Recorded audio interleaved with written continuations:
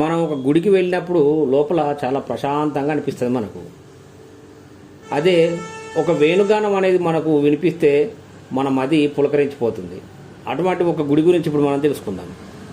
కర్ణాటకలోని మైసూరు నుండి 30 కిలోమీటర్ల దూరంలో కావేరీ నది పక్కన హోసా కన్నంబడి అనే గ్రామంలో దాదాపు 900 సంవత్సరాల క్రితం పురాతనమైనటువంటి వేణుగోపాల స్వామి గుడి ఉంది.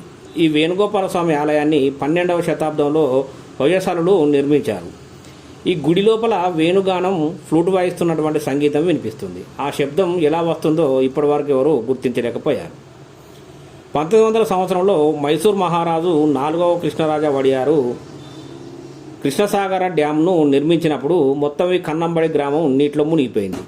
నిర్వాసితులకు హోసా కన్నంబడి అనే కొత్త గ్రామాన్ని నిర్మించిచ్చాడు ఆ రాజు.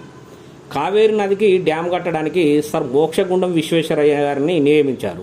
ఈ డ్యామును 1909 నుండి 1930 వరకు కూడా నిర్మించారు. ఇక ఈ వేణుగోపాల స్వామి యొక్క గుడి 1930 నుంచి 2000 సంవత్సరం వరకు 70 సంవత్సరాల పాటు డ్యామ్ నీటిలో అడుగున మునిగిపోయి అప్పటికి కూడా చెక్కు చెదరకుండా ఉంది. డ్యాంలో నీళ్లు తగ్గినప్పుడు గుడి కొంచెం కొంచెంగా అనిపించేది.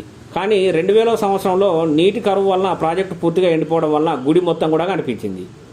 ఈ 900 ఏళ్ల నాటి ఆలయ నిర్మాణ వైభవాన్ని చూసినటువంటి హరికోడే అనే వ్యాపారి కోడే ఫౌండేషన్ ద్వారా ఆలయ వైభవాన్ని పునర్నిర్మించాలన్నటువంటి బాధ్యతను తీసుకున్నాడు.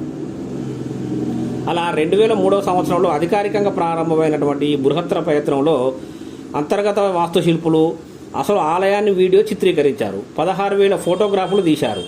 అసలు ఆలయ నిర్మాణంలో ఉపయోగించినటువంటి ప్రతి స్లాబ్ను గుర్తించి ప్రతి రాయికి నంబరింగ్ చేసుకున్నారు. శిక్షణ పొందినటువంటి కళాకారులు, శిల్పులతో హోసా కన్నంబడిలో ప్రతి ఆలయ రాయిని తొలగించి అదేవిధంగా తిరిగి పునర్నిర్మించారు.